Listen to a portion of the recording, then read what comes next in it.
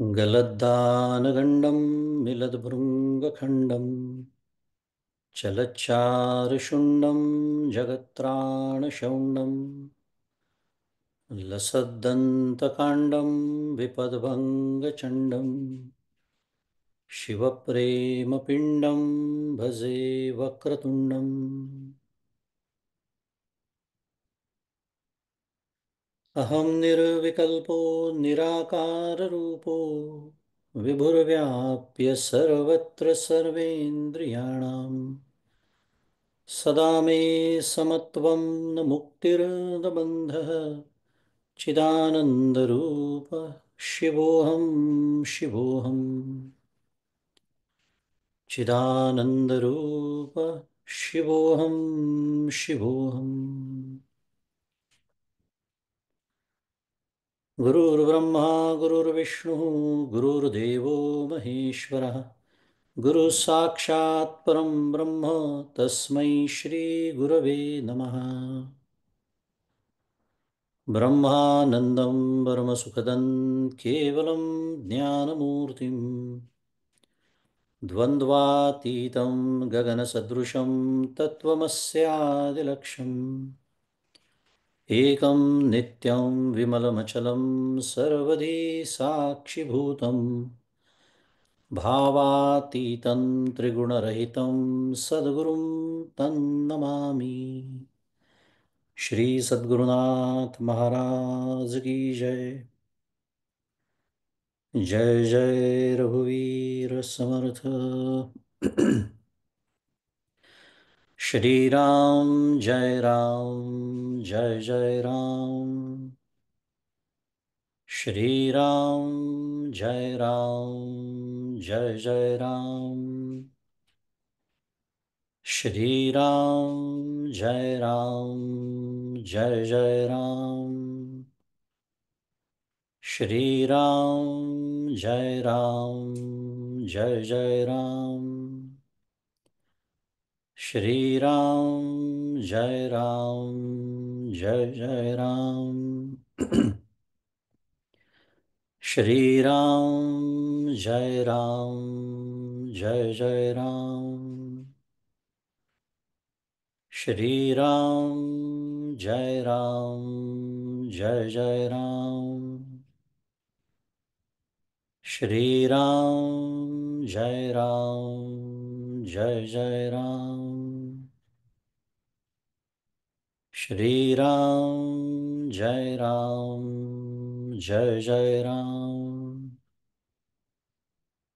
श्री राम जय राम जय जय राम।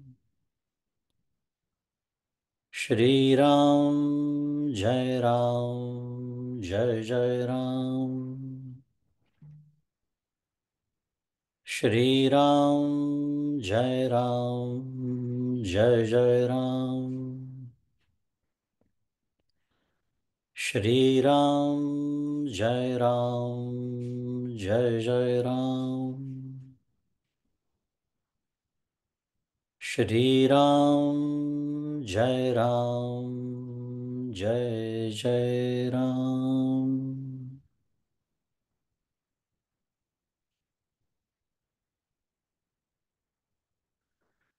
प्रभु श्री रामचंद्र भगवान की जय।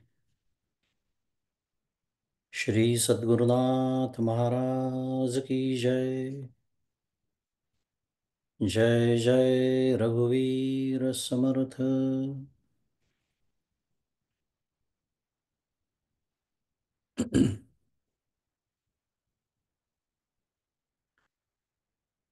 सद्गुरु परम पूज्य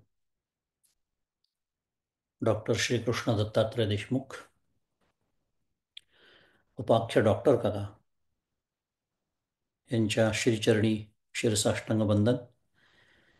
परमपूज्य मंदाताई गंधे यांच्या चरणी शिरसाष्टांग वंदन। आपल्या प्रवचनमालेच्या दुसऱ्या आचार्य पूज्य ज्योत्स्नाताई यांना वंदन। तुम्ही श्रोते जगदीश मूर्ती, तेथे माझी व्युत्पत्ती किती, बुद्धिहीन अल्पमती सलगी गरितो श्रीराम। व सर्वांना सप्रेम अभिवादन.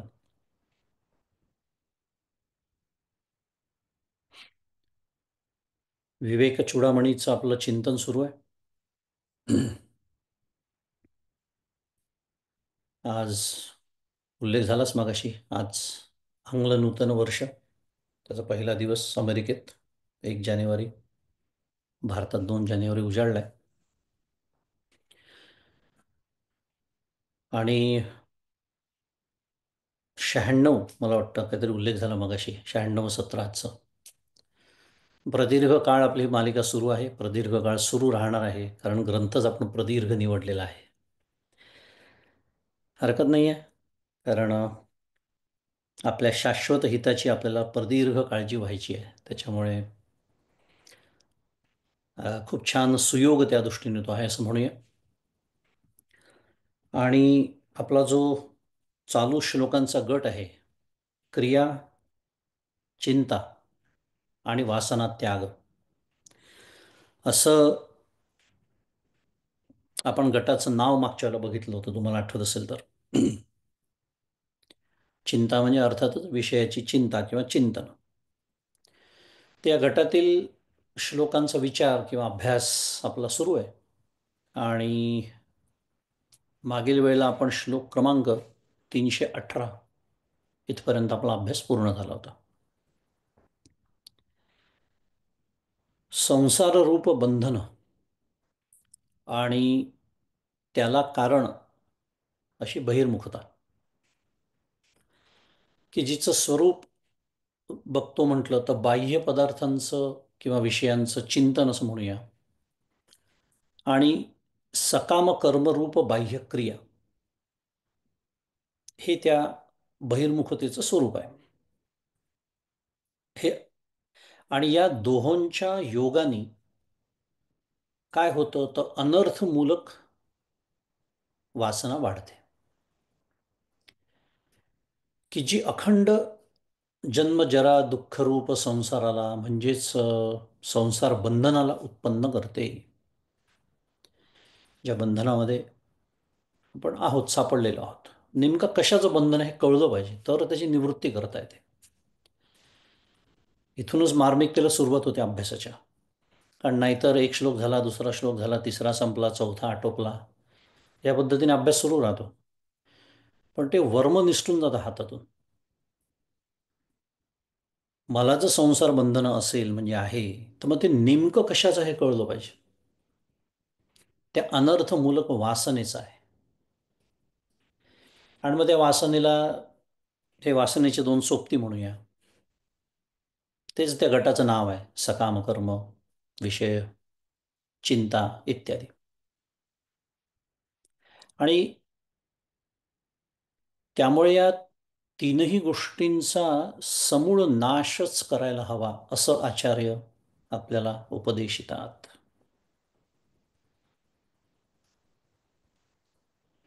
आणि मग त्यासाठी आचार्य प्रणिपातित जो उपाय, काय उपाय त्यांनी सांगितला, जो मागच्याला आपण शिकलो, तो म्हणजे सर्व प्रकारच्या स्थितीत, सर्व काळ, सर्व ठिकाणी, सर्व उपायांनी, म्हणजे सर्व प्रकारांनी सर्वांना ब्रह्मरूप बघण्याची भावना दृढ करणे. आता हा उपाय तर झाला, सर्वांना ब्रह्मरूप बघणं म्हणजे नेमकं काय हेही कळावं लागतं. कारण परमपूज्य काका ते सांगतातच, व्यवहारात गोंधळ घालणे हा परमार्थाचा उद्देश नाही. हा उपाय जो आहे तो व्यवहार्य करण्यासाठी जे जे भेटेभूत ते ते मानिजे भगवंत. आणि त्याच्याहीपेक्षा थेट जो आपल्याला परमपूज्य काकांनी अतिशय सुंदर एक मेथड, काकांचा शब्द आपल्या हातात आणून दिली आहे, ती म्हणजे स्वरूपाकडे लक्ष ठेवून रूपाशी व्यवहार. कारण एवढं तत्वज्ञान भगवंतानी अर्जुनाला सांगितलं, कशासाठी सांगितलं हो? तस्माद युज्यस्व. युद्ध जे आम्हाला तर कधीच करावं लागणार नाही आयुष्यामध्ये, त्याला मारायचं आहे. आणि नुसते मारायचं नाही आहे, आपल्या लोकांना मारायचं आहे. मी कशासाठी हे बोललो, अचानक भगवद्गीतेचा विषय कशासाठी आणला? हे व्यवहार्य कसं करायचं, म्हणजे इकडे म्हणतात सर्वांकडे ब्रह्मरूप किंवा ब्रह्मभावनेनी बघा, ती भावना दृढ करा. आणि इकडे तस्मात् युज्यस्व, हेच ज्याला कळलं त्याला भगवद्गीता कळली ना. निर्वैर सर्वभूतेषु. वैरभावनेने युद्ध करायचंच नाही आहे, कर्तव्य म्हणून युद्ध करायचं आहे. आणि त्या समाधी अवस्थेमध्येच अर्जुनाकडून युद्ध करून घेतल्या गेलेलं आहे. विषय सुरू होता, स्वरूपाकडे लक्ष ठेवून रूपाशी व्यवहार. व्यवहार हा रूपाशीच होणार आहे. आणि रूप हे मायेच्या प्रांतातलं असतं. आणि मायेच्या प्रांतामध्ये जर भीष्माचार्य आणि द्रोणाचार्य अधर्माची बाजू घेत असतील तर त्यांना संपावंच लागणार आहे. पण त्यांच्याप्रती कुठलाही द्वेषभाव, वैरभाव न पत्करता कर्तव्य भावनेने, याला म्हणायचं स्वरूपाकडे लक्ष ठेवून रूपाशी केलेला व्यवहार. परमार्थ आपल्याला बावळटपणा शिकवत नाही, भोंगळपणा शिकवत नाही, की जो झाल्या चुका आपल्या भारतीय इतिहासामध्ये सगळ्यांना माहिती आहे. आत्तापर्यंत झाल्या. स्वातंत्र्य मिळाल्यानंतरही रोज भगवद्गीता वाचणारे आपल्या देशाची वाट लावून गेले नेहमीसाठी. मुद्दा एवढाच होता की ह्या पद्धतीने आपल्याला हे तत्वज्ञान व्यवहार्य करायचं. मग समाधी अवस्थेमध्ये युद्ध करता येऊ शकतं.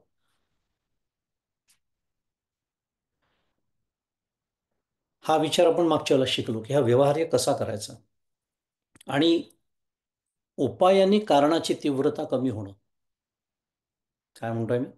उपायाने कारणाची तीव्रता कमी होणं आणि कारणाची तीव्रता कमी झाल्यामुळे उपायाला पाठबळ मिळणं, असं यांचं परस्परावलंबित्व आहे. उपाय कोणता? जो आत्ता आपण बोललो एवढं सगळं, ब्रह्मभावनेने बघायचं आहे सगळ्यांकडे आणि व्यवहार तसा करायचा आहे. आणि कारणं काय आहेत त्याची? ती म्हणजे हा उपाय कशावर आहे, कोणती कारणं आपल्याला समूळ नष्ट करायची आहे, तर ते 3 कारणं जे आपण सातत्याने बघतो आहे: सकाम कर्म, विषयचिंत, वासना इत्यादी. मुद्दा काय सुरू आहे? हा उपाय आपण जेव्हा करतो तेव्हा त्या कारणांची तीव्रता हळूहळू कमी होत जाते. आणि कारणांची तीव्रता जशी कमी होते तसं या उपायाला पाठबळ मिळतं. ब्रह्मभावनेने बघणं सोपं जातं. हे त्यांचं परस्परावलंबित्व आहे. हे लक्षात जर नाही आलं तर ही वर्तुळाकार म्हणजे सर्क्युलर आर्ग्युमेंट वाटू शकते. असं असं असं वाटतं की अरे, ह्याच्या आधी हे करा म्हटलं आणि त्याच्या आधी तेच करा म्हटलं आहे. असं नाही आहे ते. It is complementary to each other, शुद्ध मराठीत. परस्पर पूरक आहे ते, असा त्याचा अर्थ आहे.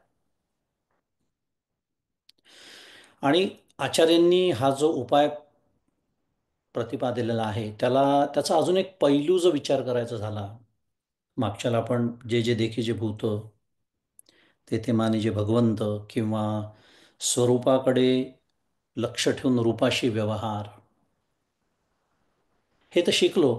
त्याचा अजून एक पैलू आहे. कारण आचार्य म्हणतातच आहेत, सर्व अवस्थांमध्ये, सर्व काळी, सर्व ठिकाणी, सर्व प्रकारे. मग काय अजून एक प्रकार त्याचा बघता येईल आपल्याला, एक पैलू बघता येईल, तो म्हणजे माझी आवडती श्रुती, प्रतिबोध विदितम मतम अमृतत्वम हि विंदते, आत्मना विंदते वीर्यम, विद्यया विंदते अमृतम. मला होणाऱ्या प्रत्येक बोधाच्या मागे, बोध म्हणजे प्रतीती, काय आहे? प्रत्येगात्मरूप ब्रह्मच आहे. आणि याचं जर मला अखंड भान जपता आलं तर काय होईल? आचार्यांची ही जी सर्व काळ, सर्व ठिकाणी, सर्व स्थितीत ब्रह्मभावना सांभाळण्याची जी एक आज्ञा आहे ती मला उत्तम रीतीने पाळता येईल. कारण आत्मानुसंधान सांभाळण्याची ही एक उत्तम रीत आहे. कारण ज्या प्रतिक्षणी आपल्याला बोध होतो आहे, प्रतिक्षणी मला कशा ना कशाची तरी प्रतीती होते आहे, जागृती आणि स्वप्नामध्ये अगदी स्पष्ट होते आहे, सुषुप्तीत सुद्धा होते, पण तेव्हा ती कळत नाही. मग प्रतीती होणं, हा प्रतीती ज्याची होते तो विषय अर्थातच बाहेर आहे, माझ्यापासून वेगळा आहे, म्हणजेच तो मायेच्या प्रांतातला आहे, म्हणजेच हा सगळा व्यवहार मायेच्या प्रांतात सुरू आहे. अगदी बरोबर आहे. कारण व्यवहार हा मायेच्याच प्रांतात होणार आहे आणि तो जसा करायला पाहिजे तसाच करायला पाहिजे हे आपण शिकलो आत्ताच. पण हे होत असताना, ही प्रतीती होत असताना, पंच ज्ञानेंद्रियांनी मला बोध होत असताना, प्रमा किंवा अप्रमा कुठल्याही पद्धतीने ज्ञान होत असताना, ते ज्याच्या अधिष्ठानावरती होतं, ज्याला साध्या शब्दात परमपूज्य काका असणारं ज्ञान म्हणतात, त्याचं जर मला अखंड भान असेल, तर कल्पना करा काय होऊ शकेल. व्यवहार व्यवहारासारखा सुरू राहील, त्याच्यात कुठलाही गोंधळ होणार नाही. पण माझं लक्ष अखंड त्या अमृत तत्वाकडे, त्या आत्ताची भाषा बोलायची झाली तर ती ब्रह्मभावना अखंड मी जपत असल्यामुळे, त्या असणाऱ्या ज्ञानाकडे माझं लक्ष असल्यामुळे, होणाऱ्या ज्ञानाचा जो काही व्यावहारिक जे काही व्यवस्था लावायची आहे ती मी लावतो, पण त्याच्यामध्ये वाहवत जात नाही, त्याच्यात रमत नाही, त्याच्यामध्ये रंगत नाही. हा त्या उपायाचा अजून एक पैलू आहे.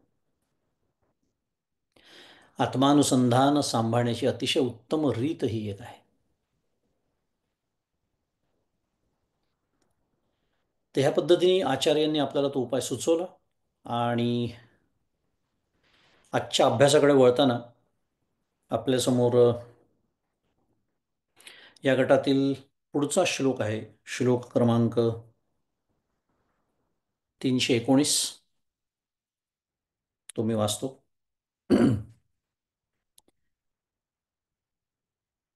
क्रियानाशे भवेच्चिंता नाशोत्स्माद्वासनाक्षयः वासनाप्रक्षयो मोक्षः सा जीवन्मुक्तिरिष्यते.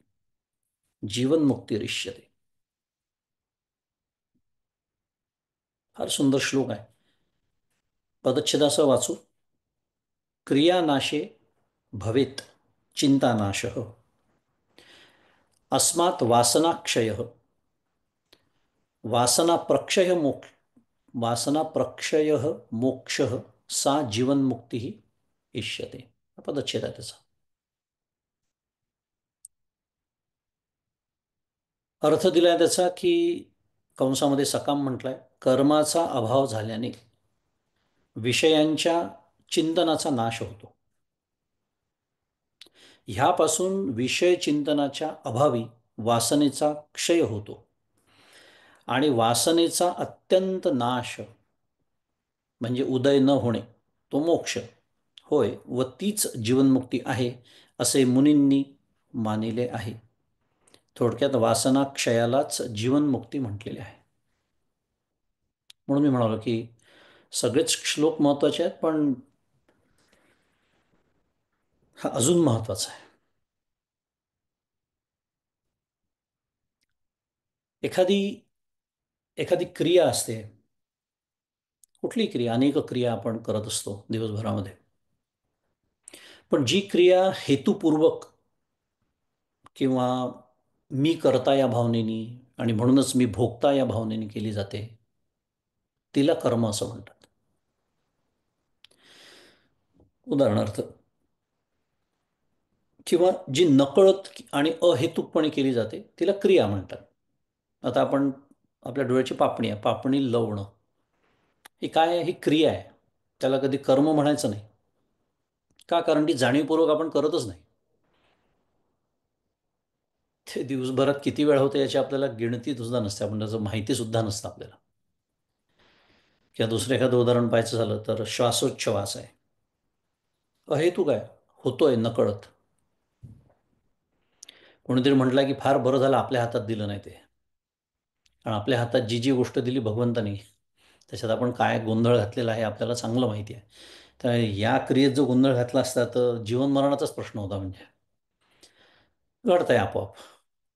पण प्राणायाम करावा लागतो, शिकावा लागतो, त्याचे नियम पाळावे लागतात. त्याला म्हणायचं कर्म. एक दृष्टांत म्हणून प्राणायाम कर्म, श्वासोच्छवास क्रिया. आता या श्लोकामध्ये आचार्य काय शब्द वापरतात आहे? क्रियानाश. पण इथे क्रिया याचा अर्थ, आचार्य जेव्हा क्रियानाश असा शब्द इथे वापरतात त्याचा अर्थ सकाम कर्माचा नाश किंवा अभाव असा होतो. इथे त्यांनी म्हटलंय कर्माचा अभाव, नाश म्हणजे अभाव म्हणूया आपण. पण कशाचा? सकाम कर्माचा. कारण क्रियेची व्याख्या आपण आत्ताच पाहिली. तिचा नाश होऊन फारसं काही त्याच्यातनं सिद्धी होणार नाही आहे कशाची. तिसऱ्या अध्यायामध्ये भगवंत आपल्याला उपदेश करतात काय, नैकश्चित क्षणमपि जातु तिष्ठत्य कर्मकृत कार्यते ह्यवशः कर्म सर्व प्रकृतीर्जय गुणैही. तिसरा अध्याय.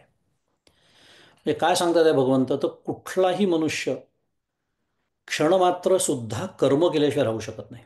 नाही कश्चित क्षणमपि जातो तिष्ठत्य कर्मकृत. मी आता एकही कर्म करणार नाही असं जो म्हणतो, तो हे म्हणतानाच कर्म करून गेलेला असतो हे त्याच्या लक्षात येत नाही. कारण कर्म आपल्याला माहित आहे, कायिक असतं, वाचिक असतं, मानसिक असतं. कर्म केल्याशिवाय राहू शकत नाही. कारण काय आहे, तर सर्व प्राणी हे कर्म सर्व प्रकृतीर्जय गुणही, सर्व प्राणी हे प्रकृतीपासून उत्पन्न झालेले जे तीन गुण आहे, सत्व रज तम, ह्या गुणांच्या द्वारा ह्यवशः ही अवशः असा त्याचा पदच्छेद आहे. अवशः म्हणजे काय, परवश होऊन ते कर्मामध्ये प्रवृत्त होतात. तीन गुणांच्या प्रभावाखाली आपलं कर्म सुरू असतं. आपल्याला माहिती आहे, एकनाथ महाराज सांगतात, देही ज्या गुणाचे प्राधान्य तैसेची कर्म उपजे जाणं. कारण इंद्रिय गुणाधीन तदनुसार जाणं वर्तते.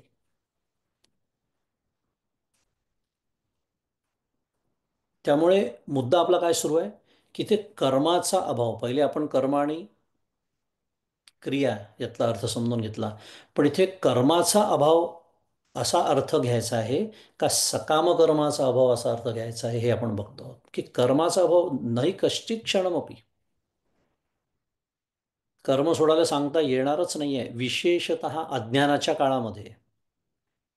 कारण या श्लोकावरती भाष्य करताना आचार्य म्हणतात की सर्व प्राणी हा जो शब्द या श्लोकामध्ये वापरला आहे, या शब्दाला अज्ञानी शब्दाची जोड दिली पाहिजे.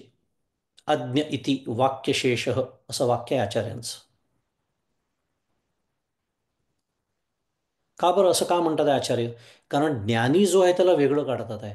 कारण ज्ञानी गुणांनी विचलित होत नाही.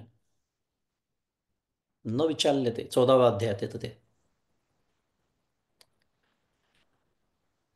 जो ज्ञानी आहे, जो जीवनमुक्त आहे, त्याच्यासाठी नाही सुरू आहे.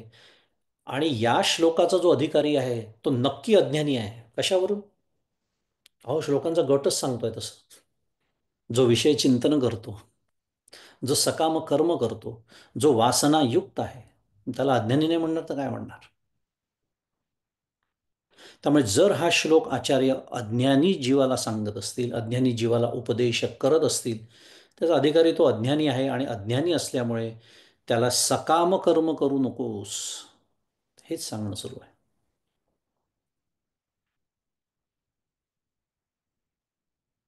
कारण आपण मागच्याला विचार केला होता, आठवत असेल तर, की योगारूढस्य तस्यैव शमः कारणमुच्यते. तो योगारूढ झालेला जो आहे तो वेगळा आहे, पण जो अजून व्हायचा आहे त्याच्यासाठी निष्काम कर्म म्हणजे सकाम कर्म नको, हेच साधन सांगितलेलं आहे.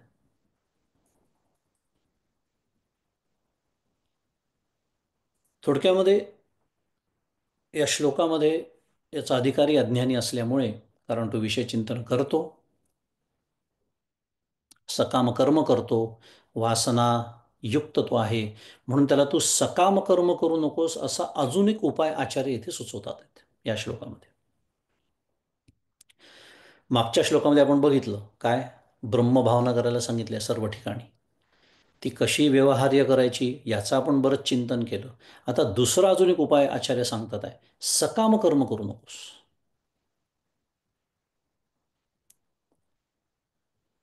का बरं एवढा आग्रह काय? तर साधं गणित आहे की कर्मातली जेव्हा सकामता निघून जाते, म्हणजे पहा, याच्यातनं अजून एक गोष्ट कळते आपल्याला, शिकायला मिळते. आपण मार्मिकता ज्याला म्हणतो, विचार केला तर कर्म आड येतच नाही. कर्म आड येतच नाही ज्ञानाच्या, विचार केला तर. म्हणून तर ते एवढं मोठं युद्ध पुन्हा पुन्हा मी सांगतोय, समाधी अवस्थेत त्याला करायलाच भगवंतानी का लावलं? कारण कर्तव्य होतं त्याचं. सकामता आड येते ज्ञानाच्या, कारण ती सकामताच मला विकारी बनवते. त्यामुळे कर्मातली जेव्हा सकामता निघून जाते तेव्हा काय होतं, तर विषयाच्या चिंतनाचा नाश होतो. आणि विषयाचं चिंतनच मी जेव्हा ध्यानाला आणि नामाला बसतो ना, ते मला आड येतं. लक्षात ठेवा. कारण साधं गणित आहे. मी जेव्हा ध्यानाला बसतो, मी नामाला बसतो, मी बैठकीच्या साधनेला बसतो, तेव्हा मी कर्म करत असतो का हो दुसरं एखादं, की जे याच्या आड येईल? नाही. उलट मी पारमार्थिक कर्म करतोय. तरी काम होत नाही माझं एवढे वर्ष झाले. का? कारण शरीर बसलाय मांडी घालून डोळे मिटून, मन फिरताय ना सगळीकडे. म्हणजे काय करताय ते? विषयाचं चिंतन करताय. आणि विषयाचं चिंतन का करताय? सकामता गेलेली नाही अजून म्हणून कर्मांमधली. जी कर्म मी करून ठेवलेली आहे भूतकाळामध्ये आणि जी कर्म मी आता भविष्य काळात करणार आहे, त्यांच्या सकामतेचा विचार मला छळतो साधनेमध्ये. म्हणून तर माऊली मग म्हणते की पुढील पैस पारुखे, मागील स्मरावे ते ठाके, ऐसिये सरसिये भूमिके समाधी राहे. मुद्दा सुरू आहे. कर्मातली सकामता निघून गेली की विषयाच्या चिंतनाचा नाश होतो. अगदी समजायला सोपं आहे. जितक्या प्रमाणात सकामता, आणि इट इज डायरेक्टली प्रपोर्शनल विषय नाशासाठी. तो काही असा काय म्हणूया बायनरी प्रकार नाही आहे, आयदर झिरो ऑर वन. आपण आपल्या अनुभवातनं सुद्धा हे लक्षात येऊ शकतं की जितकी सकामता कमी किंवा त्या सकामतेची तीव्रता कमी, तितकं विषयाचं चिंतन कमी, त्या विषयाच्या चिंतनाची तीव्रता कमी.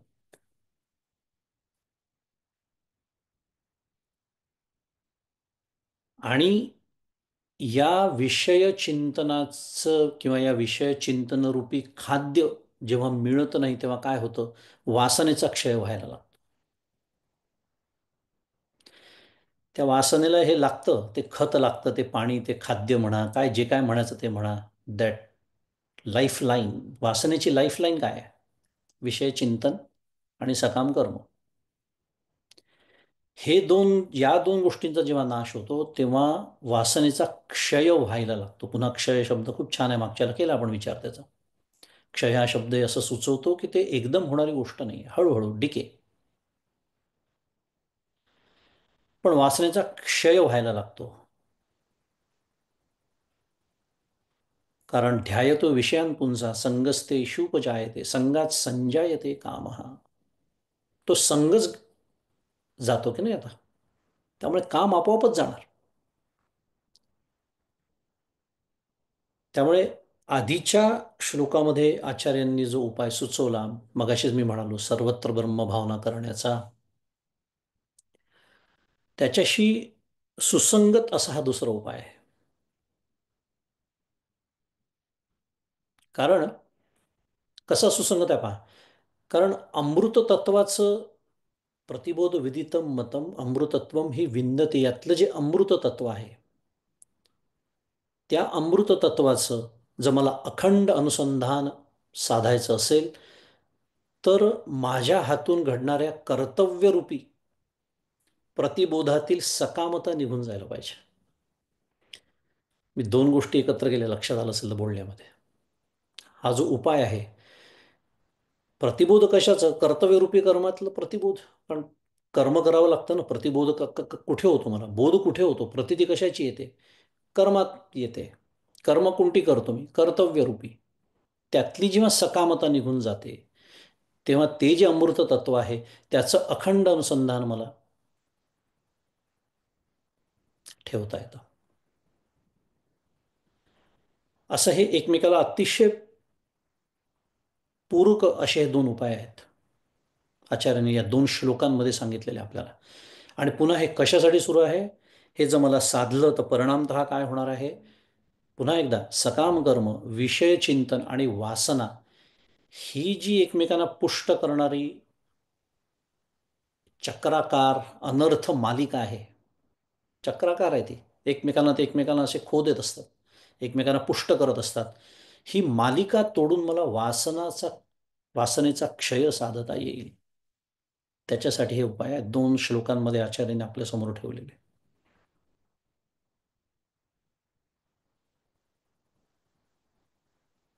फार सुंदर उपाय. आचार्य म्हणजे प्रत्यक्ष काय म्हणूया त्याला, प्रक्रिया. मला वाटतं आपण बोललो तो सुरुवातीला, हा जो प्रकरण ग्रंथाचा प्रक्रिया ग्रंथ पण आहे. खूप प्रक्रिया आपल्याला याच्यामध्ये मेथड्स मिळतात आहेत. प्रत्यक्ष आता ते मी कितपत लक्षात ठेवतो आणि कितपत मी ते वापरतो हा विषय वेगळा आहे. पण परमपूज्य काका ज्याला मेथड्स म्हणतात अशा खूप मेथड्स आपल्याला ग्रंथामध्ये मिळतात आहेत. ही जी मालिका, ज्या मालिकेमध्ये बहुतांश जीव अडकलेले असतात, सकाम कर्म, विषय चिंतन आणि वासना एकमेकांना ते पुष्ट करत असतात, एकमेकांना उठाव देत असतात. ही जी चक्राकार गती आहे त्यांची, ही जर तोडायची असेल तर त्याच्यासाठी हा छान उपाय आहे, सकाम कर्म बंद करणे. आणि त्यांनी काय होईल तर वासना क्षय आपल्याला साधता येईल.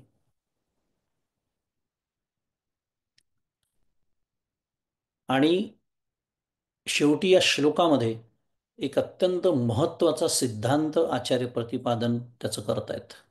म्हणून मी म्हणालो की फारच महत्त्वाचा हा श्लोक आहे आपल्यासाठी. वासना प्रक्षय मोक्ष सा जीवनमुक्ती. म्हणजे अक्षरशः व्याख्या केलेली आहे ते. अक्षरशः व्याख्या केलेली आहे. म्हणजे जर कोणी विचारलं आपल्याला का हो मोक्ष म्हणजे काय आहे, 1 तास प्रवचन करता येईल त्याच्यावरती. काही आवश्यकता नाही आहे, एका ओळीमध्ये उत्तर देता येतं. पण ते उत्तर मी कधीच देत नाही, माहिती असलं तरी. का? कारण मला झेपत नाही ते. कारण ते उत्तर जर मी द्यायला लागलो तर लोक म्हणतील लुक हु इज टॉकिंग. ते मला माहिती असतं.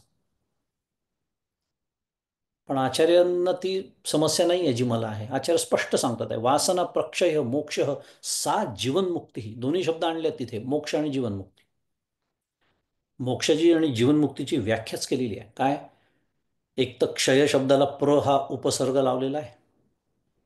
प्रक्षय हा उपसर्ग कशासाठी लावला तर वासनेचा आत्यंतिक नाश, समूळ नष्ट.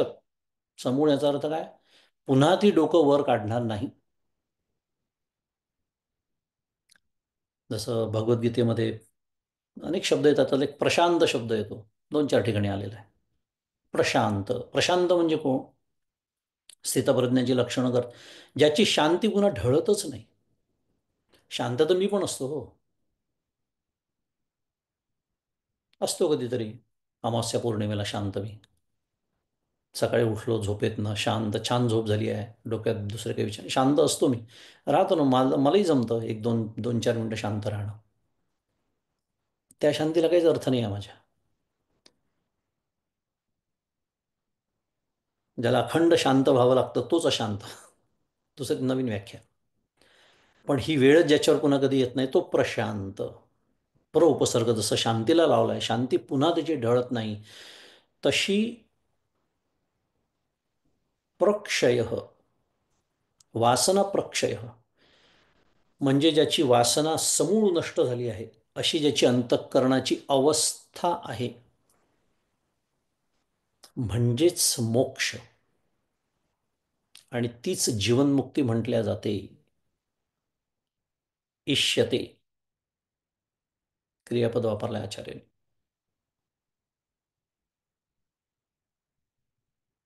पहा, म्हणून मी म्हणालो का महत्वाचा हा श्लोक आहे. कारण जे आपल्या सर्वांचं ध्येय म्हणूया, परमार्थ आपण कशासाठी करतोय? मोक्षासाठी, जीवनमुक्तीसाठी. मग जे ध्येय आहे त्याची व्याख्या नको का आपल्या मनामध्ये स्पष्ट? आणि ही व्याख्या इतकी स्पष्ट आहे, अगदी गणितीय पद्धतीने मांडलेली आहे. A is equal to B, B is equal to C, that's why is equal to C. वासना क्षय म्हणजे जर मोक्ष असेल तर माझं खरं विचार केला तर आपल्या सर्व साधकांचं कशावरती लक्ष पाहिजे? एक निकष अखंड माझ्या डोळ्यासमोर कोणता पाहिजे? वासनाक्षय. आणि तो सोडून मी सगळं करतो परमार्थाच्या नावाखाली. आणि मग डॉक्टर काका त्याला बागडणं म्हणतात, तर काय चुकलं डॉक्टर काकांचं? बागडत असतो परमार्थाच्या क्षेत्रामध्ये मी, कारण हे सोडून बाकी सगळं करतो. उलट काय केलं, इतकी वाईट अवस्था येते की असं वाटतं की आधी नुसत्याच प्रपंचातल्या वासना होत आहे, आता परमार्थातल्या पण सुरू झालेल्या आहेत. म्हणजे भर पडली अजून वासनांची. I am defeating the whole purpose.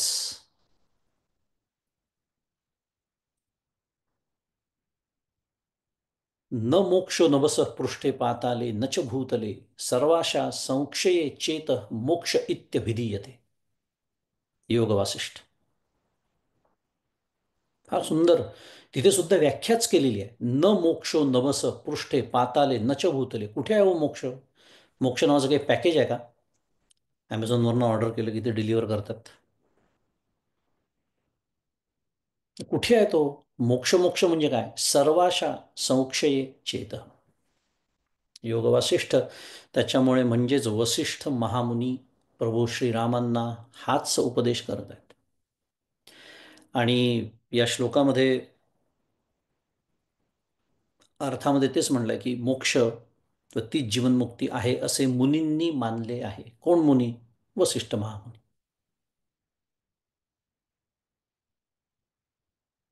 आचार्यांच्या श्लोकामध्ये प्रक्षय शब्द आहे.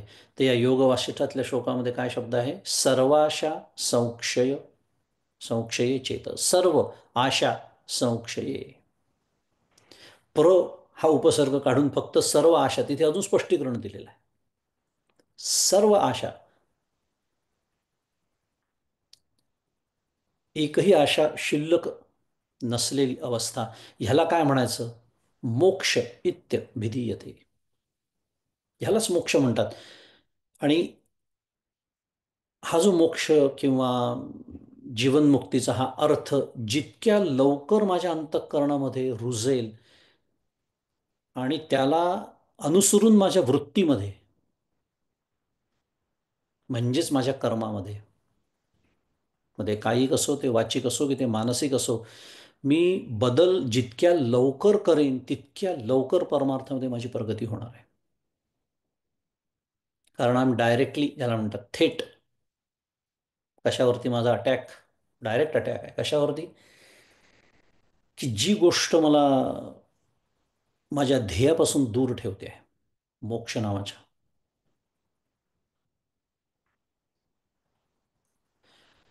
आणि या वासना क्षयाचा उपाय या श्लोकात आचार्यांनी उपदेशिला आहे. काय? सकाम कर्म करू नका.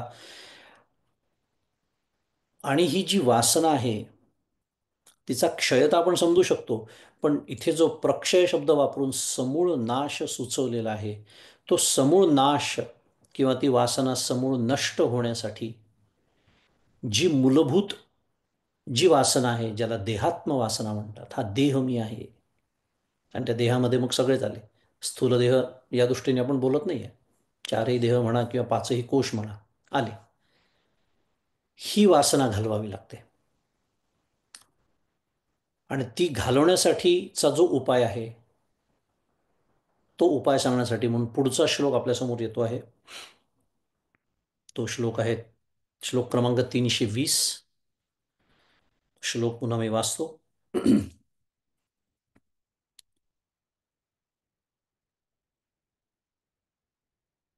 सद्वासना स्फूर्ती वि विजृंभणे सती यशो विलीना त्वहमादि वासना अतिप्रकृष्टाप्य ऋणप्रभायाम विलीयते साधू यथा तमिस्त्रा. असा हा 320 क्रमांकाचा श्लोक. त्याचा पदच्छेद आहे की सद्वासना स्फूर्ती विजृंभणे सती असौ विलीना अपि अहमादि वासना अतिप्रकृष्टा अपि अरुणप्रभायाम विलीयते साधु यथा तमिस्त्र. एक दृष्टांत दिला आचार्यांनी. दृष्टांतांनी आपल्याला शिकवत आहेत की समूळ वासना, वासनेचा क्षय कसा करायचा आपण शिकलो आधीच्या श्लोकात. समूळ वासना कशी घालवायची, की जी आता अगदी काय म्हणूया, तिचं जे मूळ आहे ते मूळ देहात्म भावनेमध्ये आहे, ती कशी घालवायची. तर अर्थ सांगतायत की ज्याप्रमाणे अंधकार अतिगाढ असला तरी तो प्रातःकाळी अरुणाचा उदय झाला म्हणजे त्याच्या प्रकाशात साफ लयास जातो, त्याप्रमाणे ब्रह्मभावनेच्या विशेष स्फूर्तीचा उदय झाला असता ही देहादिकांच्या ठिकाणी असलेली अहंकारादी वासना देखील लीन होते. थोडक्यामध्ये अहंकारादी वासना कशी लीन होते सांगितलेले आहे. आणि इथे पुन्हा मागच्याला आपण बोलल्याप्रमाणे अहंकार याचा अर्थ इथे स्थूल अहंकार आता नाही.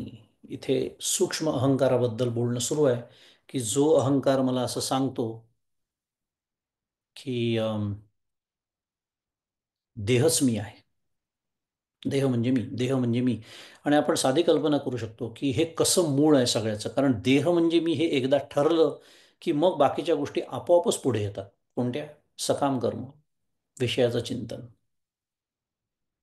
आणि मग इतर अनुषंगिक वासना, विषयांच्या वासना आपोआपच आल्याच. आणि एकदा हे जग सत्य म्हटलं, हा देह मी म्हटलं, की या गोष्टी येणारच आहे.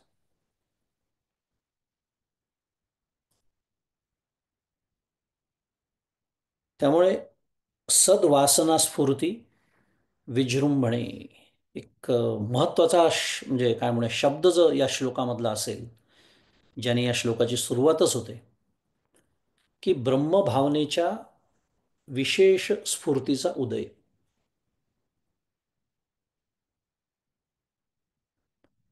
याचा अर्थ असा आहे की माझ्या सत्य स्वरूपाचा मला अनुभव आल्यामुळे ज्या मिथ्या पदार्थांना, मिथ्या पदार्थ म्हणजे कोणते आता ह्या ठिकाणी? देहादी अहंकार, देह म्हणजे मी, देहात्म वासना असंही म्हणता येईल त्याला. ज्याला मी माझं स्वरूप समजत होतो ते अज्ञान दूर होतं. का? कारण आता ज्ञानाचा उदय झालेला आहे. ब्रह्मभावनेचा विशेष स्फूर्तीचा उदय म्हणजे ज्ञानाचा उदय. सद्वासना स्फूर्ती विजृंभणे. विजृंभणे या संस्कृतीचा अर्थ विस्तार पावणे असाही होतो. उदय, विस्तार. त्याचं कारण आहे, हे अत्यंत, आपण आता मुळाकडे जातो आहे. आणि जसं आपण इतर वेळेला बोलतो की दृढ मिथ्यात्व निश्चय म्हणजे बाध. मी थोडासा विषय बदलतोय मुद्दा स्पष्ट करण्यासाठी. पण बाध या शब्दाची जी व्याख्या आहे, दृढ मिथ्यात्व निश्चय, हे आपल्या सगळ्यांना पाठ असते. हे जग मिथ्या आहे असं मी इतरांना छान सांगतही असतो. पण माझा तसा प्रत्यक्ष अनुभव नसतो. का म्हणून? कारण मला बुद्धीच्या पातळीवर जरी ते कळलेलं असलं, तरीही त्याला मिथ्या म्हणताना मला सत्य काय आहे हे समजावं लागतं. आलं लक्षात? कारण नाही तर काय होतं, बुद्धीच्या पातळीवर कळतं मला हे मिथ्या आहे, बुद्धीच्या पातळीवर मला हे सगळं छान कळतं, हे विकारी आहे, हे बदलणारं आहे, ते विनाशी आहे. अगदी 1 तास त्याच्यावर छान प्रवचनही मी करू शकतो. पण ते मिथ्या आहे असा अनुभव मला कधी येतो? जेव्हा सत्य काय आहे हे कळतं तेव्हा. कारण स्वाभाविकच आहे, जोपर्यंत मला सत्य काय आहे कळत नाही, तोपर्यंत मी मिथ्याला सत्य मानणार आहे. कारण माझ्या अनुभवाचा विषय तोच आहे. त्याप्रमाणे फारसा विषय बदललेला नाहीच आहे. एक दृष्टांत किंवा विषय स्पष्ट करण्यासाठी मी ते उदाहरण घेतलं. पण त्याप्रमाणे की वासनेचा क्षय झालेला आहे. बहुतांश वासना क्षय म्हणूया आपण, विषयांची वासना नाही आता तितकी एवढी तीव्र उरलेली नाही, तेवढं प्रमाणात सकाम कर्म होत. हे सगळं साधलेलं आहे. पण जोपर्यंत म्हणजे मी, देहात्म वासना आहे. आणि ती का राहते हे आपण बघतो आहे. कारण मी काहीतरी तर असलो पाहिजे की नाही? साधं गणित आहे. मी काहीतरी असलो पाहिजे. मग जोपर्यंत मी खरा कोण आहे मला कळत नाही, तोपर्यंत जो खोटा मी आहे त्याला मी धरूनच बसणार आहे, स्वाभाविकच. मग हा स्थूलदेह मी म्हणा, किंवा बुद्धी मी म्हणा, मन मी म्हणा, जे काय म्हणायचं ते म्हणा. मी म्हणून म्हणालो की सगळे चारही देह आणि पाचही कोशांचा विचार करायचा. त्यातलं काहीतरी तर मी आहे असं घट्ट धरून ठेवणारच आहे ना मी. कारण मी काहीतरी तर असलो पाहिजे. मुद्दा काय आहे की जोपर्यंत ही वासनेची स्फूर्ती उदय पावत नाही, साध्या भाषेमध्ये ज्ञानाचा उदय होत नाही, तोपर्यंत हे अज्ञानाचं मूळ जे आहे ना, आपुला आपण पेय विसरू जो धनंजया, तेची रूप या अज्ञानाचे माऊलींनी सांगूनच ठेवलेलं आहे. अज्ञानाची व्याख्याच केलेली आहे. हे स्वरूपाचं विस्मरण. त्यामुळे जोपर्यंत मला स्वरूपाचं स्मरण म्हणजे ज्ञान होत नाही, तोपर्यंत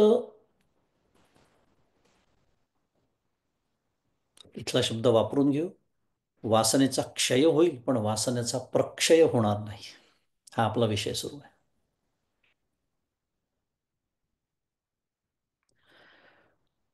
माऊली दुसऱ्या अध्यायामध्ये म्हणते की तै शरीर भाव नासती, इंद्रिये विषय विसरती, कधी जै सोहंभाव प्रतिती प्रकट होय. काय सुंदर होऊया पहा. अक्षरशः संत आपल्याला अगदी तीच गोष्ट कशी सांगत असतात. भाषा शैली बदलते पण जे आचार्य इथे आपल्याला सांगतात आहेत तेच ज्ञानेश्वर माऊली आपल्याला दुसऱ्या अध्यात सांगते आहे की तै शरीर भाव विसरती, तै शरीर भाव नासती, इंद्रिय विषय विसरती, जै सोहंभाव प्रतिती प्रकट होय. म्हणजे जेव्हा सोहंभाव म्हणजे मी ब्रह्म आहे असा अनुभव जेव्हा प्रकट होतो तेव्हाच देह तादात्म्य नष्ट होतो. आणि मग स्वाभाविकपणे इंद्रिये सर्व विषयांना विसरून जातात. कारण जर देह तादात्म्यच नष्ट झालं तर इंद्रियांचं आपलं कोणती इंद्रिय विषयांचं स्मरण ठेवणार आहे.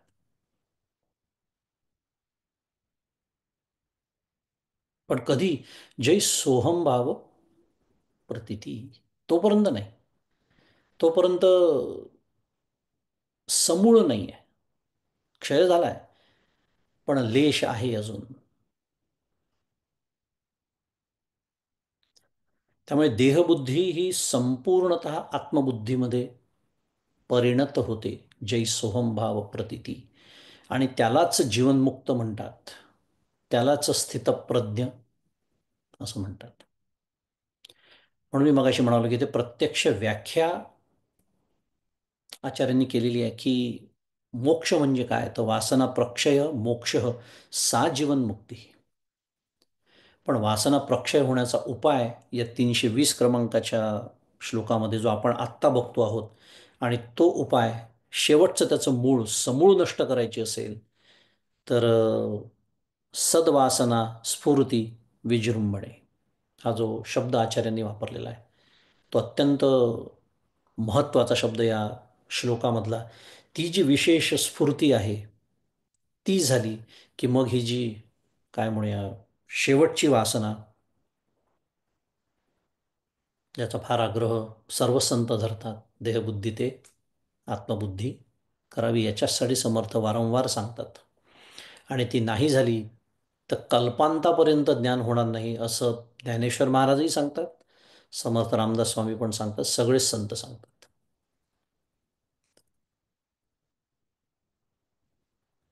तो कामूस सर्वथा जाय, माऊली म्हणते दुसऱ्या अध्यात्मना, तो कामूस सर्वथा जाय जयाचे आत्मतोषी मन राहे, तोची स्थितप्रज्ञ होये पुरुष जाण.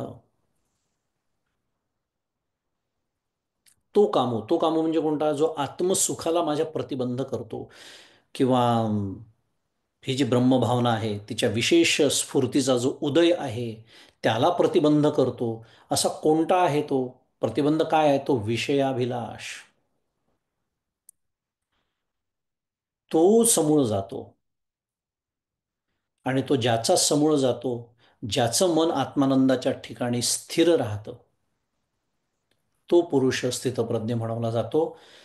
असं माऊली दुसऱ्या अध्यात म्हणते, स्थितप्रज्ञस्य का भाषा समाधिस्तस्य केशव. प्रश्न विचारल्यानंतर त्याचं उत्तर देत आहेत भगवंत, त्याच्यावर भाष्य करतायत माऊली. तो कामूस सर्वथा जाय.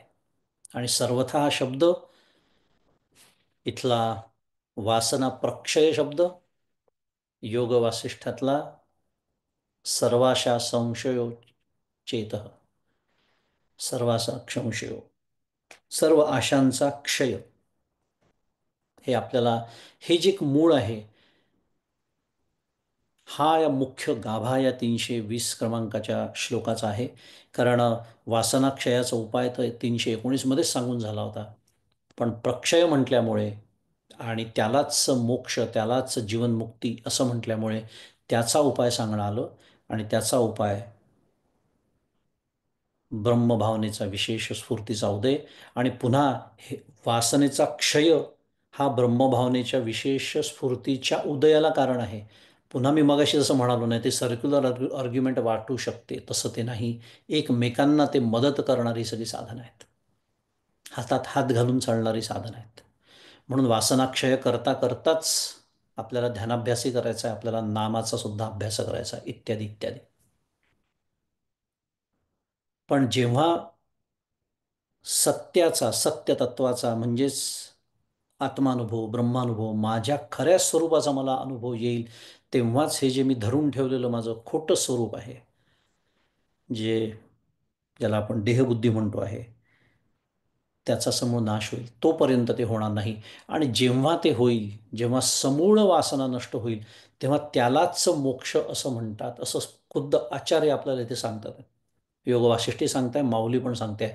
त्यामुळे मोक्ष म्हणजे दुसरं तिसरं काही नसून, बाहेरून काही आतमध्ये येणार नसून, अप्राप्त एखादी वस्तू आहे आणि ती मला मिळवायची आहे असं नसून,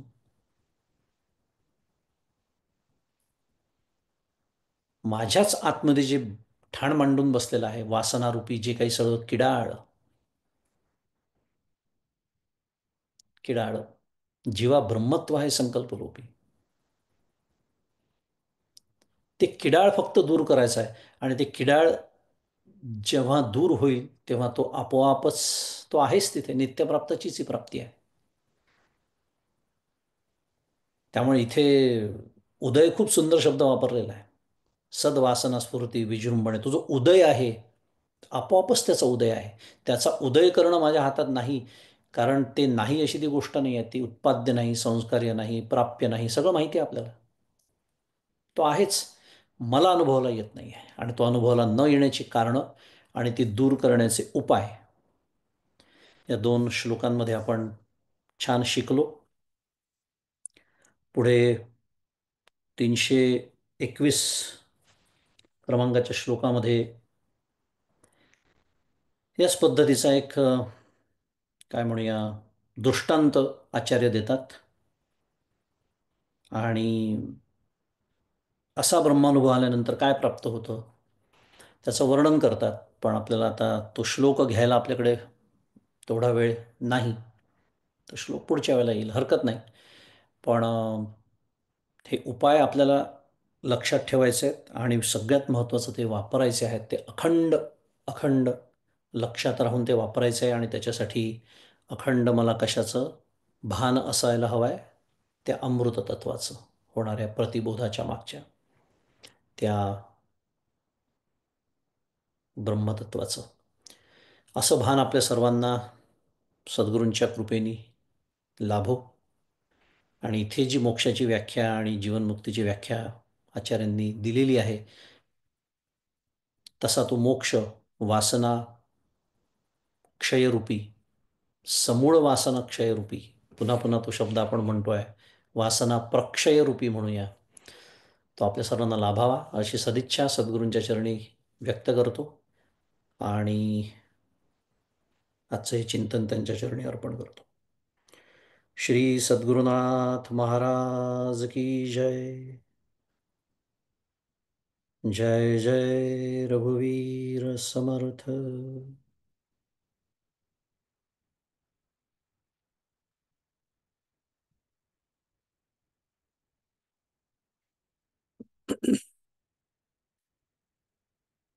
पूज्य मंगळे दादा, तुम्हाला पुन्हा एकदा तुमच्या चरणी इथून नमस्कार करतो.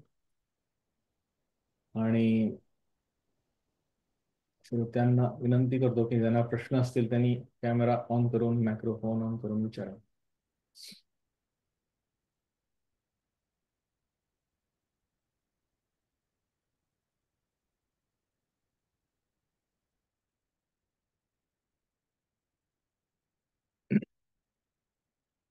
ठीक आहे, लोकांना विचार करताय तोपर्यंत मी एक प्रश्न विचारतो. काही गोष्टींची वासना आहे हे आपण आता म्हणजे वासना, आपण आपल्यातल्या वासना कशा ओळखाव्या अशा प्रश्न आहे खरं म्हणजे. तर काही गोष्टी सहजच समजून जातात की इथे नक्कीच विषय चिंतन होत आहे. पण काही गोष्टींची घसरगुंडी होऊन क्रोध येईपर्यंत कळत नाहीत. तर त्याचे निकष आहेत का काही, की या लहान लहान ज्या गोष्टी आहेत त्याच्या ते वासनारूपी आहेत, मग अशा ओळखाव्या, त्याच्यासाठी निकष किंवा काही युक्ती, काही प्रॅक्टिकल उपाय अशा आहेत का, ज्या कारणाने माझं विषय चिंतन होत असेल? हं. आपलं अंतःकरण तपासणे हा त्याला एक उपाय आहे. म्हणजे कारण जैसे किडाळाचा दोष जो आहे आपण आत्ताच बोललो, ते पंधरतेची होय.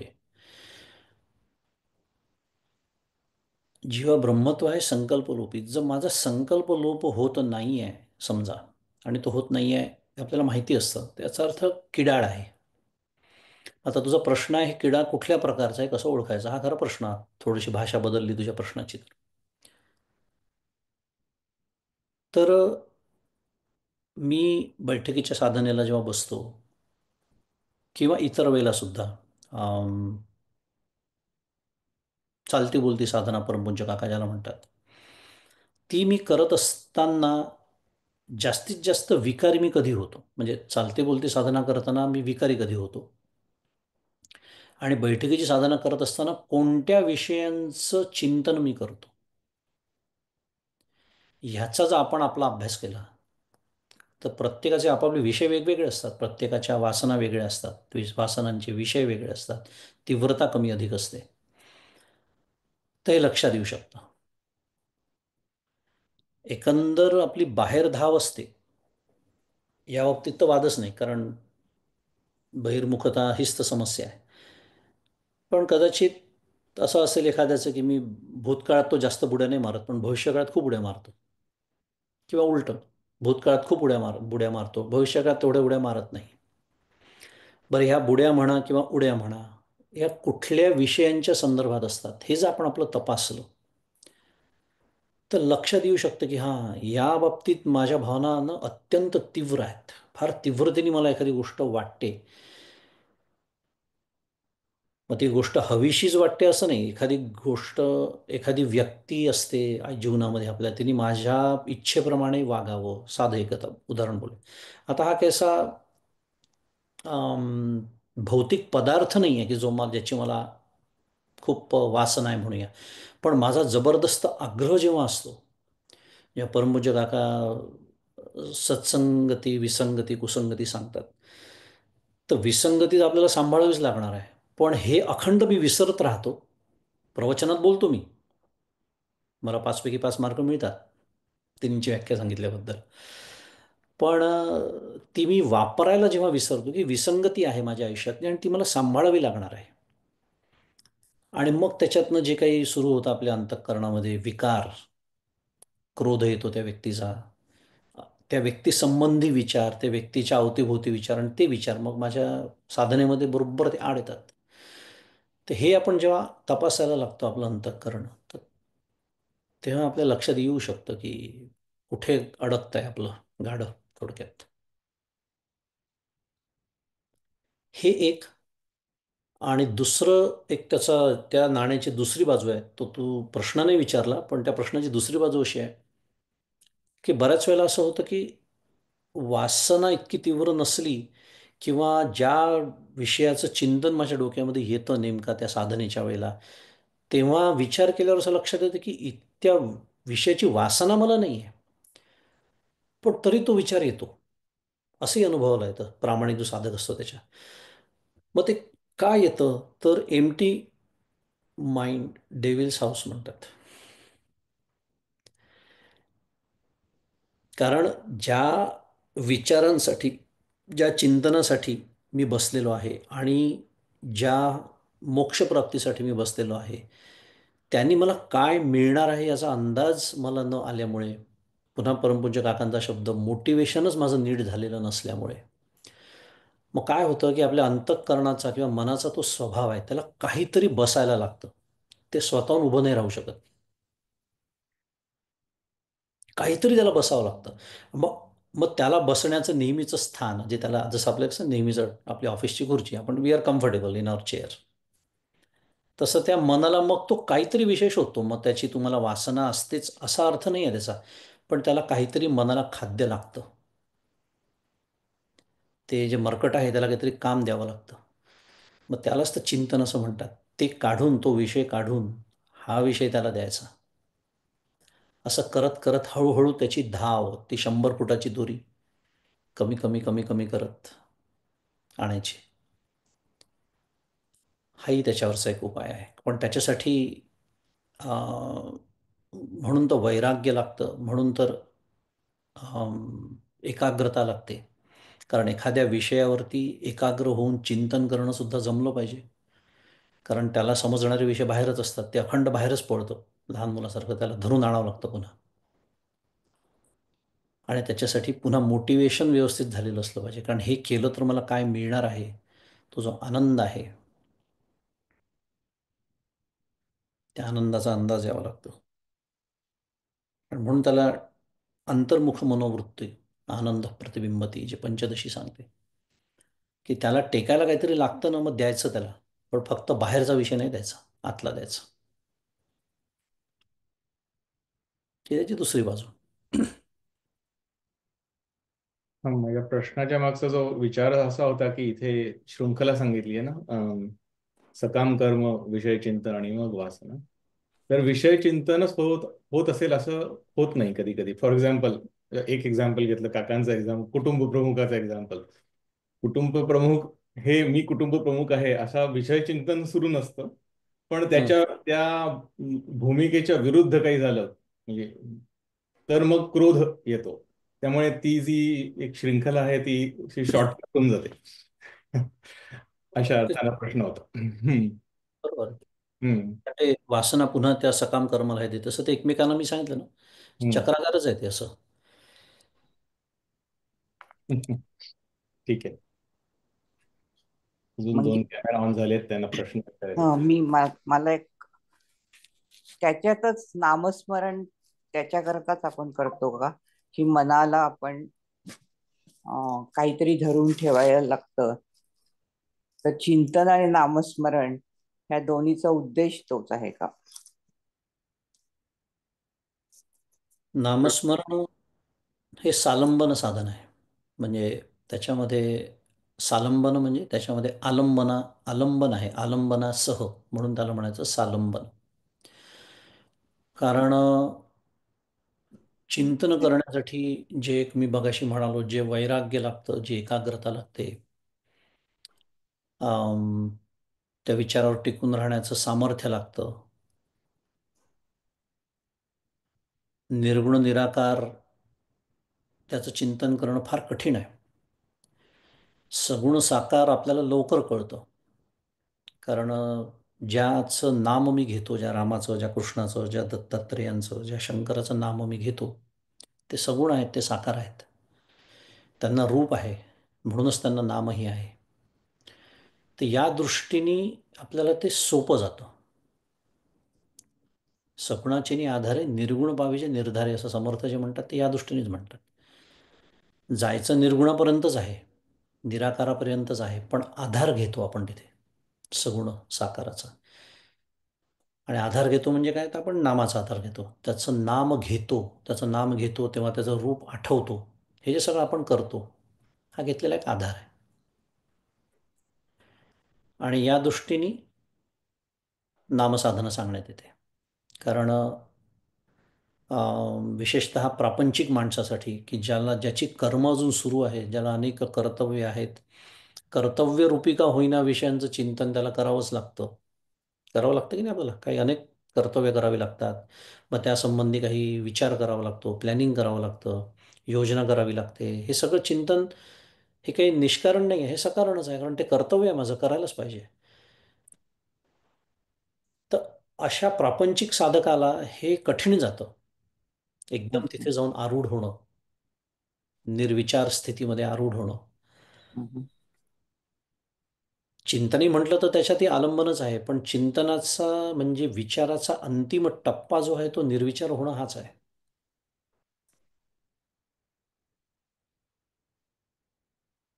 पण तुमच्या प्रश्नाचं उत्तर देताना नाम जे आहे ते आलंबनासारखं काम करतं. जे आपल्याला आलंबन आहे, एक त्याला जसं मगाशी बोललो आपण, की धरून ठेवायला काहीतरी लागतं आपल्या मनाला. मग बाहेरचा विषय काढायचा. जसं ते एक मूल असतं ना, त्याच्या हातामध्ये काहीतरी एखादं मूल खेळत आहे समजा स्वयंपाकघरामध्ये. त्याने स्वयंपाकघरातला एखादा तो सुरी किंवा चाकू घेतला हातामध्ये, तुम्ही काय कराल? हम्म, आपण ते त्याच्या हातातनं काढलं तर रडायला लागतं ते मूल. लहान असतं, त्याला काहीच कळत नाही, ते एकदम भोकाड पसरतं. मग आपण हुशार आईबाप असतात ते काय करतात, ते पटकन काढून घेतात आणि दुसरं त्याचं खेळणं त्याला देतात. इतक्या पटकन ते करतात की त्याला हे लक्षात नाही काय देतात, त्या पुन्हा आनंदात ते खेळायला लागतं मूल. मग हे का केलं आईवडिलांनी? त्यांना कळतंय की त्यांनी हातात जे घेतलंय ते काय आहे, धोकादायक आहे त्याच्यासाठी, डेंजरस शुद्ध मराठीत. कारण ते लागू शकतं, त्यांनी इजा होऊ शकते.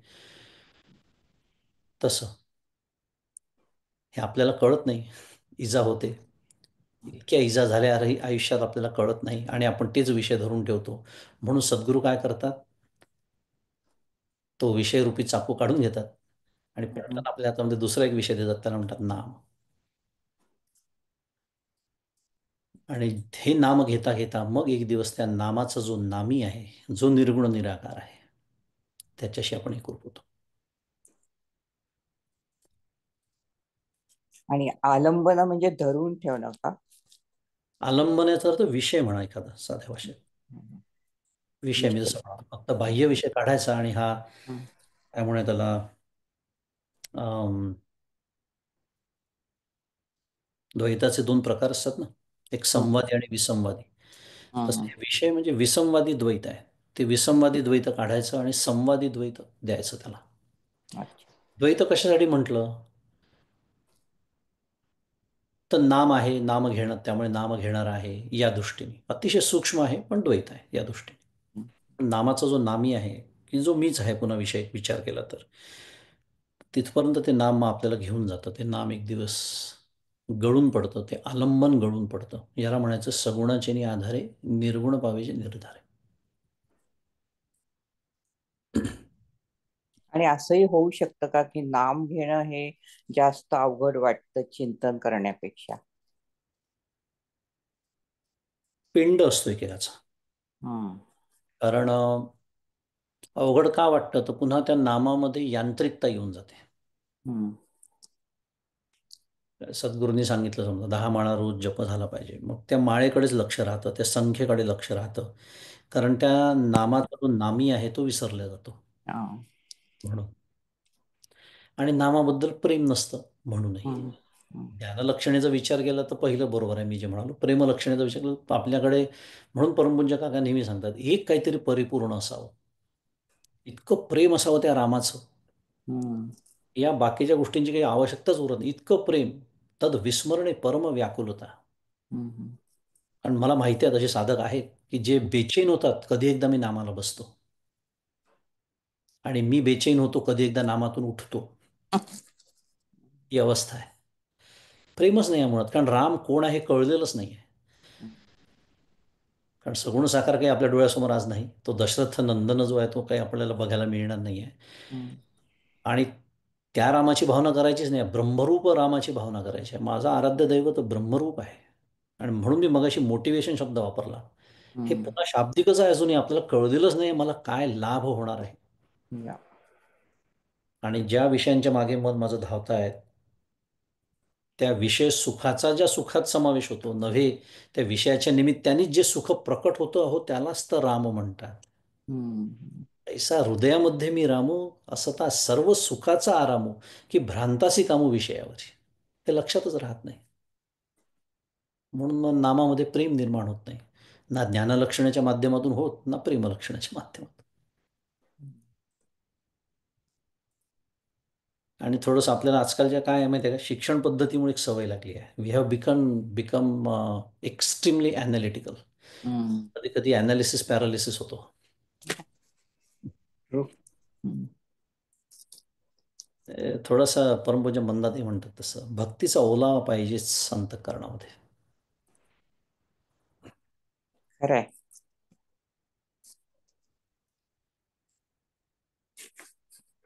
या, थँक्यू. नामच मंगेश दादा, हं. नामस्मरणात बुद्धीला विषय राहत नाही म्हणून कदाचित असं होत असावं.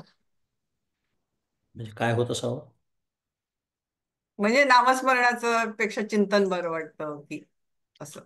असं नाही आहे. विचार केला तर बुद्धीला विषय आहे. विचार केला तर काय आहे, तर मी घेतलेलं नाम मी ऐकलंच पाहिजे. हट्ट आहे की नाही आपला, म्हणजे सांगितलंय की नाही सद्गुरूंनी. मग हे काम विचार केला तर दिलंय आपण बुद्धीला. पण आपल्या बुद्धीचं म्हणजे माझ्या बुद्धीचं वैशिष्ट्यच आहे ते मी दिलेलं काम कधीच करत नाही. मी नको तीच कामं करतो. फक्त मी जसं म्हणालो कधी कधी यांत्रिकता येऊन जाते. तेच तेच करण्यामध्ये ते सुटून जातं हातातून करण्याचं. होऊ शकतं माशाला मगाशी बोललो ते 100 फूट 10 फुटाची दोरी द्यायची थोडीशी, रूप आठवायचं. होय. हं.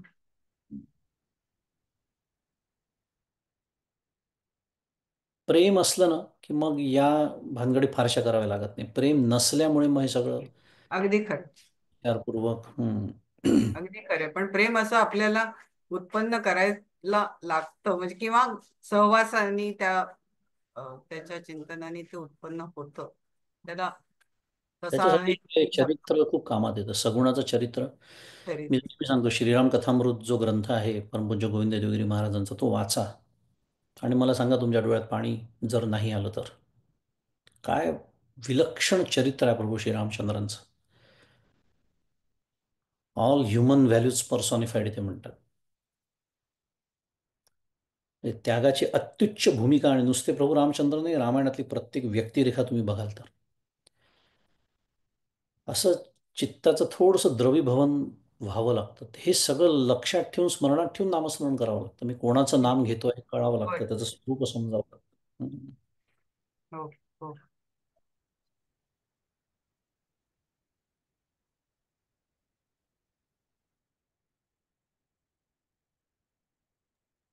अंबाजोगाई आहे अजून 2025 पहिलाच दिवस आहे. पुष्कळ पूर्ण वर्ष पडलं आपल्यास. आजचं प्र आजचं प्रवचन भारी होतं एकदम. आणि म्हणजे विषयही भारी विषयही खूप हे होता. रामकृष्ण हरी. परत सद्गुरू. परत केवळ सद्गुरू. खरोखरी होतेच सद्गुरू त्याच्यामुळे. ठीक आहे, मी शेवटचा श्लोक घेतो. हं. पुन्हा एकदा तुम्हाला नमस्कार म्हणजे दादा. व्हावी पूर्ण कृपा गुरु मजवरी, प्रार्थित भावे तुला. वारी सर्व अरिष्ट नेऊनिलया, संमोह जो वाढला. अज्ञानांधजनासी मुक्त करुणी, शांती पदी बैसवी. विनती हीच असे न मागत तुझे, भक्ती तुझी ही हवी. श्री सद्गुरुनाथ महाराज की जय. जय श्रीराम. जय श्रीराम.